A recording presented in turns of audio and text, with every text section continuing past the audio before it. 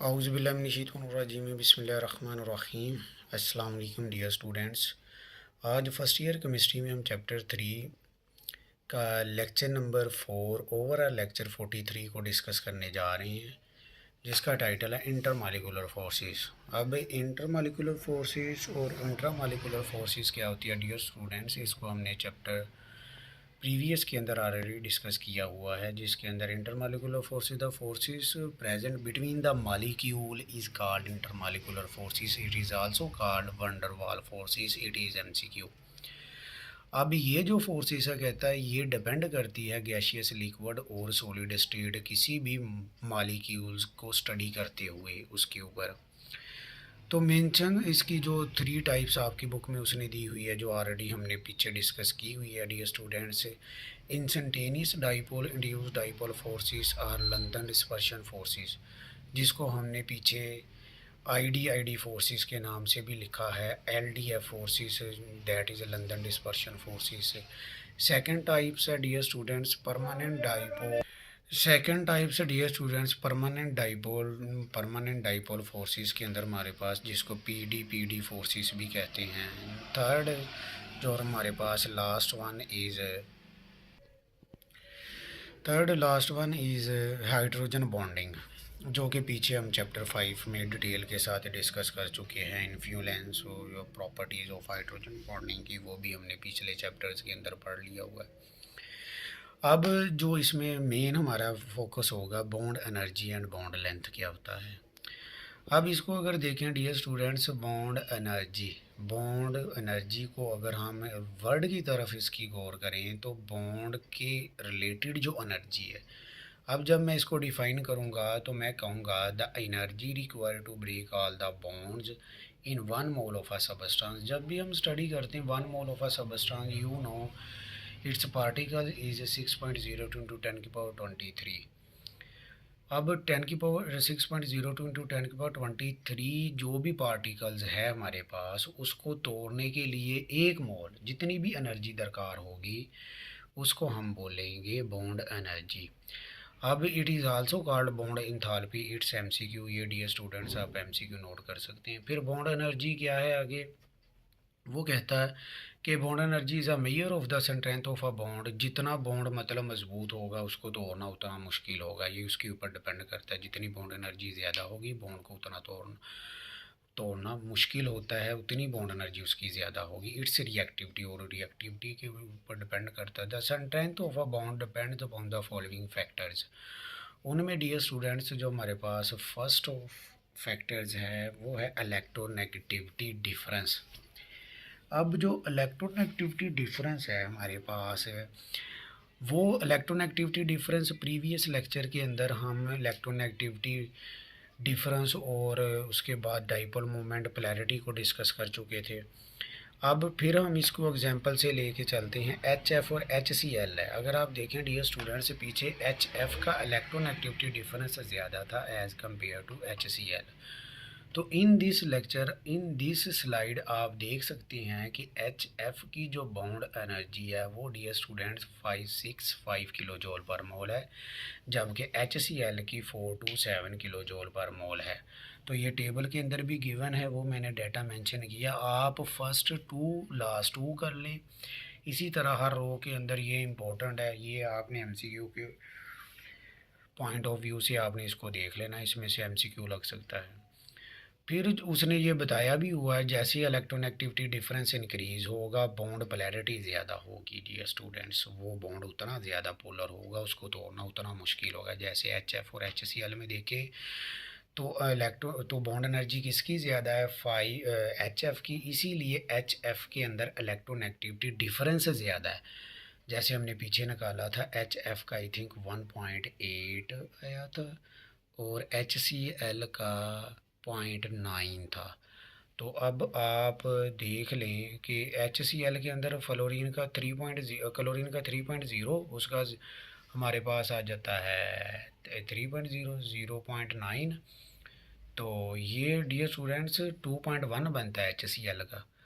H जब हमने मतलब कि 3 में से 0.9 को माइनस करेंगे तो ये हमारे पास 2.1 आ गया। तो इसका जो हमारे पास एच एफ का होगा, एच एफ का हमने फोर में से, नहीं सॉरी, वो जो मैंने पहले बोला है ना कि एच सी एल में, वो मैं ले गया एन सी एल में। अगर आप देखें दोनों में हाइड्रोजन का इलेक्ट्रॉनेगेटिविटी डिफरेंस 2.1, फ्लोरीन क्लोरीन का चेंज हो रहा है। अब हम दोबारा आते हैं एच एफ, एच एफ में हाइड्रोजन का 2.1, फ्लोरीन का 4.0, तो ये डिफरेंस 1.9 आ गया। इसी तरह एच सी एल में अगर आप काउंट करें तो ये डिफरेंस डियर स्टूडेंट 0.9 आता है। तो फिर एच एफ का इलेक्ट्रॉनेगेटिविटी डिफरेंस ज़्यादा हुआ, इसीलिए उसकी बॉन्ड एनर्जी भी ज़्यादा है। I hope you are understand. तो अब ये मैंने नीचे जो लाइन लिखी है ये इसी की बेस के ऊपर लिखा है इसको। नेक्स्ट हमारे पास है दूसरा फैक्टर है एस करेक्टर। अब जो एस करेक्टर है ना, बेसिकली ये मैं आपको समझाना चाह रहा हूँ, single bond, double bond, triple bond. अच्छा, आपकी बुक ने ना थीरी बहुत ज़्यादा लिखी हुई है, आपने उसे थीरी की तरफ इतना फोकस नहीं करना। जब आप इस लेक्चर को अच्छी तरह समझ लेंगे फैक्टर्स को, फिर आपने बुक से पढ़ना है, फिर हर पॉइंट की आपको इंशाल्लाह समझ आएगी। अब एस करेक्टर को पहले समझे होता गया है। एस करेक्टर ये आपने वैसे थोड़ा सा आइडिया होगा आपको कि sp3 है, बड़ी एडिशन होती है sp2 sp, तो इसमें अगर आप देखें एस करेक्टर डिपेंड करता है बॉन्ड एनर्जी के ऊपर। अगर आपके पास जिसका एस करेक्टर ज़्यादा होगा उसकी बॉन्ड एनर्जी ज़्यादा होती है। एस करेक्टर ज़्यादा होने की वजह से न्यूक्लियस का पावर ज़्यादा हो जाता है, फिर उस बॉन्ड को तोड़ना मुश्किल होता है। जैसे sp3 में देखिए ओवरऑल हम परसेंटेज निकालते हैं 100 में से, तो 100 में से अगर आप देखें तीसरा हिस्सा जो पी का बनता है वो हमारे पास 25% बन रहा है कि आप एस का निकाल दें ना, तो एस एस हमारे पास आएगा 25%। तो sp2 में एस का जो परसेंटेज है 33% है, sp में एस का जो परसेंटेज है वो 50% है।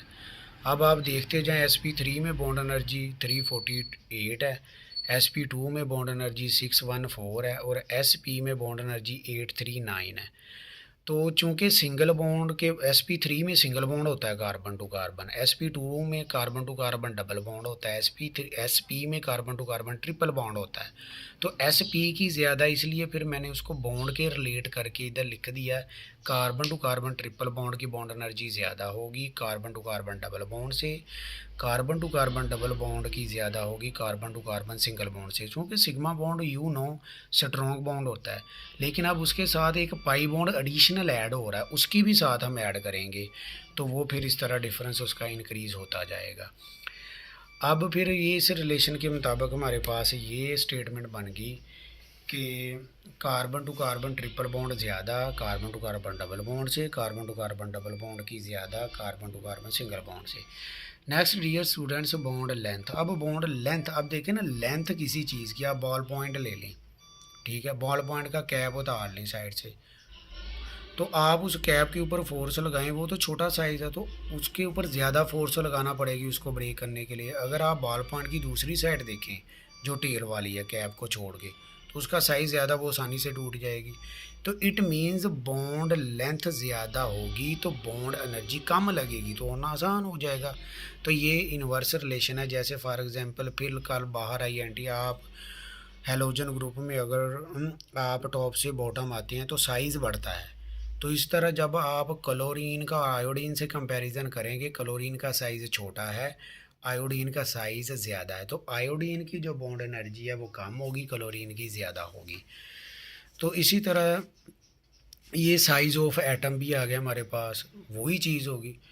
असल में जो साइज़ ऑफ एटम है ना, जब साइज़ एटम के बढ़ते हैं, दो न्यूक्लियस के बिटवीन जो एटम्स होते हैं, दो एटम के बिटवीन जो न्यूक्लियस होता है दोनों का, जैसे जैसे साइज़ बढ़ना ना उसकी बॉन्ड लेंथ बढ़ जानी है, इसीलिए दोनों का इन्वर्स रिलेशन है। जब जैसे मैं आपको वो बॉल पॉइंट वाली एग्जांपल समझा रहा था, आप दोनों से इसको कंपैरिजन करके देख लें। तो साइज़ ज़्यादा होगा तो फोर्सेस कम लगेगी, अगर साइज़ कम है तो फोर्स ज़्यादा लगेगी, ये वो दोनों ये इन्वर्स रिलेशन है। Next dear students, ionic character, जैसा मैंने आपको ये वो अपना इलेक्ट्रॉनेगेटिविटी डिफरेंस में बता दिया। अब जिसका एयोनिक करैक्टर ज़्यादा होना उसकी बॉन्ड एनर्जी डेफिनेटली ज़्यादा होगी। फॉर एग्जांपल एच एफ का एयोनिक करैक्टर ज़्यादा है तो उसकी बॉन्ड एनर्जी ज़्यादा है एच सी एल से। अब ये जो हमारे पास है ये असाइनमेंट है जो मैंने इधर ही मेंशन कर दी, लेकिन ये लेक्चर के लास्ट में हमने करना था इसको। ये इन दोनों आर्टिकल का आपने कंपैरिजन करके दोनों को मतलब कि अंडरस्टैंड करने के बाद फिर आपने ये असाइनमेंट 5 नंबर की डियर स्टूडेंट्स आपने करनी है और कॉलेज में ये आपने सबमिट करवानी है लाजमी। अब ये जो अगला बॉन्ड लेंथ है, अब बॉन्ड लेंथ को आप डिफ़ाइन करेंगे इसी तरह। आप जैसे मैंने आपको बताया ना, डेफिनेशन करें, फैक्टर्स का एग्जांपल लिखें, फिर फैक्टर्स के ऊपर आ जाएं, उसको एक्सप्लेन करके हेडिंग बना लें, बुक में आपका अच्छा भला लॉन्ग तैयार हो जाएगा विद एमसीक्यू शॉर्ट। अब इसको अगर डिफ़ाइन करें, वही बात जो मैंने आप पहले बॉन्ड लेंथ का बता रहा था कि दो एटम जब करीब आते हैं ना, दोनों एटम के न्यूक्लियस से डिस्टेंस, वो बॉन्ड लेंथ है। The distance between the centre of two nuclei farming a covalent bond is called bond length.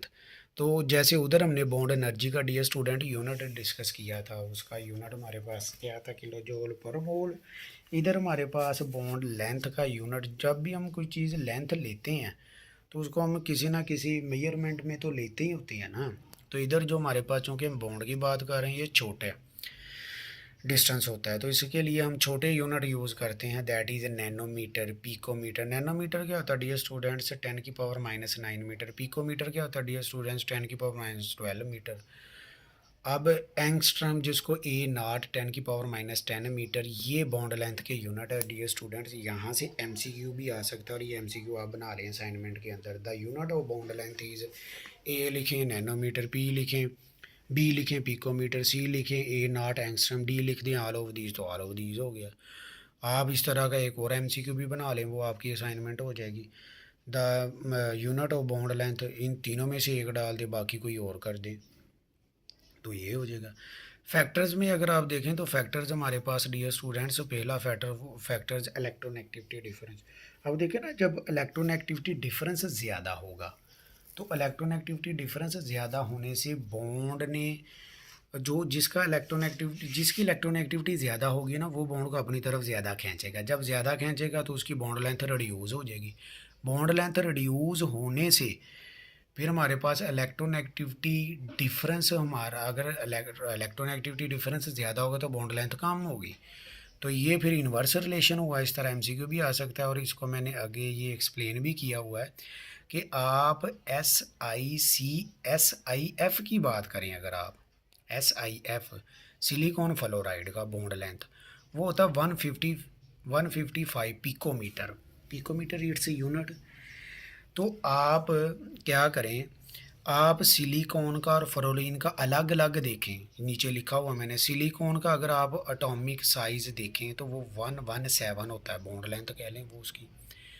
और फ्लोरीन का देखें 64 होता है। इन दोनों को ऐड करें तो 181 आता है। लेकिन जब हमने उधर बॉन्ड लेंथ के अकॉर्डिंग देखा, इलेक्ट्रोनेगेटिविटी डिफरेंस फ्लोरीन का ज़्यादा है, वो होने की वजह से SiF है ये स्ट्रक्चर। SiF में हमारे पास फिर क्या हो गया, उसका बॉन्ड लेंथ रिड्यूस हो गया 155 बजाय 181। चूँकि फ्लोरीन ने ज़्यादा क्लोरीन को अपनी तरफ खींच लिया, फैलने नहीं दिया, क्लोरीन कह रहा हूँ सॉरी, सिलिकॉन को ज़्यादा अपनी तरफ खींच लिया, जिसकी वजह से उसकी बॉन्ड लेंथ कम होगी। कीप इन माइंड, अगर इलेक्ट्रोनेगेटिविटी डिफरेंस ज़्यादा तो बॉन्ड लेंथ कम होगी। नेक्स्ट फैक्टर इलेक्ट्रोनेगेटिविटी डिफरेंस, वही बेटा ionic character. Electronegativity ionic character ज़्यादा तो बॉन्ड लेंथ कम, इनवर्स रिलेशन, जैसे हमने प्रीवियस लेक्चर में इसी पार्ट में जो डिस्कस किया बॉन्ड एनर्जी में। नेक्स्ट डियर स्टूडेंट, साइज़, फिर बॉन्ड एनर्जी, फिर इसका एस करेक्टर। अब देखिए ना, साइज़ की अगर आप बात करते हैं तो साइज़, जैसे जैसे साइज़ बढ़ेगा बॉन्ड लेंथ बढ़ेगी। साइज़ बढ़ने से बॉन्ड लेंथ में इजाफा होगा। वही बात आप एग्जांपल ले लें, फिर कल बाहर आई एंटी वाला ग्रुप है हेलोजन वाला, उसमें क्लोरीन देखें, उसका साइज़ कम है आयोडीन की निस्बत, तो किसकी बॉन्ड लेंथ कम होगी, फिर क्लोरीन की बॉन्ड लेंथ कम है। दो एटम्स की न्यूक्लियस को आपने डिस्टेंस लेना है, तो क्लोरीन का कम होगा, आयोडीन का ज़्यादा। चूँकि आयोडीन का साइज़ ज़्यादा, उसकी बॉन्ड लेंथ ज़्यादा। ये बेटा डायरेक्ट रिलेशन है इधर हमारे पास बॉन्ड लेंथ में साइज़ का। इसी तरह अगर आप पीछे चले जाएं बॉन्ड एनर्जी में, तो बॉन्ड एनर्जी में हमारे पास जो चीज़ आती है ना, वो आ जाती है बॉन्ड एनर्जी का बॉन्ड लेंथ से इन्वर्स रिलेशन है। जैसे हमने पिछले आर्टिकल के अंदर बॉन्ड एनर्जी पढ़ा तो फैक्टर बॉन्ड लेंथ था। अब बॉन्ड लेंथ पढ़ रहे हैं तो वो फैक्टर बॉन्ड एनर्जी है। तो अब नेक्स्ट ये जो हमारे पास है एस करैक्टर। अब एस करैक्टर ज़रा आपने समझना है ये क्या होता है। ये मतलब कि किस तरह की चीज़ है जो इसको वो एक्सप्लेन कर रहा है एस करैक्टर को। एस करैक्टर के अंदर अब एस करैक्टर ज़्यादा होने से डियर स्टूडेंट्स जो बॉन्ड लेंथ है वो कम हो जाएगी। जिस तरह अगर आप देखें carbon to carbon single bond है, sp3 है, बड़े देशन है, तो उसमें एस करैक्टर पिछले लेक्चर के अंदर ही हमने डिस्कस किया कितना था डियर स्टूडेंट्स 25। sp2 के अंदर जो एस करैक्टर था 33 था। एस पी में एस करैक्टर था 50 था। तो आप देखें एस करैक्टर ऊपर से नीचे बढ़ रहा है, तो इसका मतलब उसकी बॉन्ड लेंथ में कमी आ रही है। इन्वर्स रिलेशन है, ये आप नोट कर लें। तो चूँकि अब फिर इसके साथ ये एमसीक्यू भी बन जाता है कि आपके पास ये जो एस करैक्टर है, जिस तरह मैंने अभी डिस्कस किया कि carbon to carbon single bond के अंदर एस करैक्टर कम है तो उसका बॉन्ड लेंथ ज़्यादा है। मतलब जैसे जैसे एस करैक्टर ने बढ़ना बॉन्ड लेंथ ने कम होना, तो एस करैक्टर कम है बॉन्ड लेंथ ज़्यादा, तो उसकी बॉन्ड लेंथ 1.154 पिकोमीटर बनती है आई थिंक। तो इसी तरह तो हाँ जी, ये carbon to carbon single bond की बॉन्ड लेंथ अगर आप देखें तो इसमें 154 पिकोमीटर बनती है। अगर आप carbon to carbon double bond देखें अब उसमें एस करैक्टर क्या हो गया, ज़्यादा हो गया, कितना हो गया 33%। उसकी बॉन्ड लेंथ अगर आप चेक करें 133 के 134 पिकोमीटर बनती है। इसी तरह अगर आप carbon to carbon triple bond check करें तो उसके अंदर अगर आप देखें तो वो हमारे पास बनती है carbon to carbon triple bond S P, उसमें एस करैक्टर जो है 50% है, तो उसकी जो बॉन्ड लेंथ है वो बनती है 120 पिकोमीटर। अब आप जब आप इसको एंगस्ट्रम की वैल्यू में लिखेंगे, जिस तरह फॉर एग्जांपल आप लिख दें एंगस्ट्रम के अंदर, तो वो 154 पिकोमीटर ने बन जाना 1.54 पिकोमीटर। तो एस पी टू में जैसे 134 पिकोमीटर है वो बन जाना 1.34 एंगस्ट्रम। तो इसी तरह एस पी में 120 पिकोमीटर था तो वो बन जाना डियर स्टूडेंट्स 1.20 एंगस्ट्रम। तो ये तो था हमारा मतलब कि लेक्चर जो आज हमने डिस्कस किया। इंटरमॉलिक्यूलर फोर्सेस को देखा, फिर डियर स्टूडेंट्स हमने बॉन्ड एनर्जी को देखा, फिर हमने बॉन्ड लेंथ को देखा, इंटरमॉलिक्यूलर फोर्सेस को देखा, फिर हमने उसके बाद बॉन्ड एनर्जी बॉन्ड लेंथ। मतलब कि पहले first of all intermolecular forces को आपने डिफ़ाइन कर लेना, बस उसकी टाइप्स का आपको पता होना चाहिए जो आपने प्रीवियस चैप्टर में ऑलरेडी डिस्कस की है।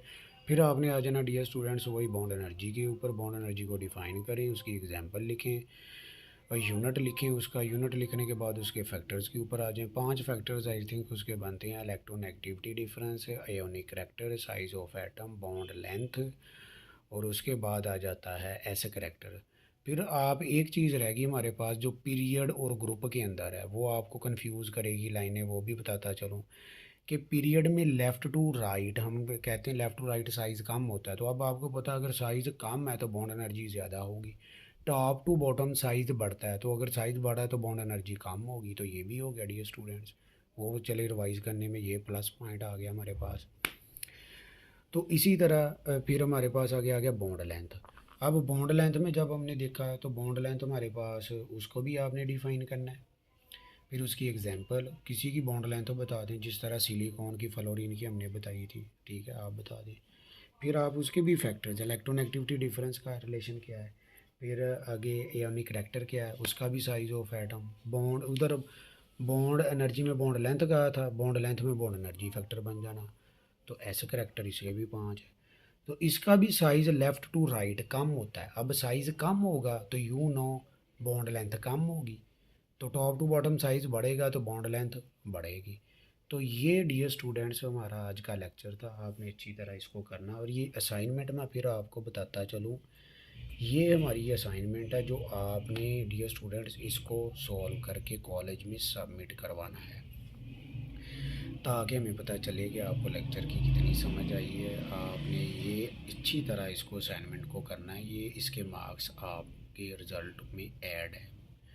तो टेक केयर, अल्लाह हाफिज़, अस्सलामु अलैकुम।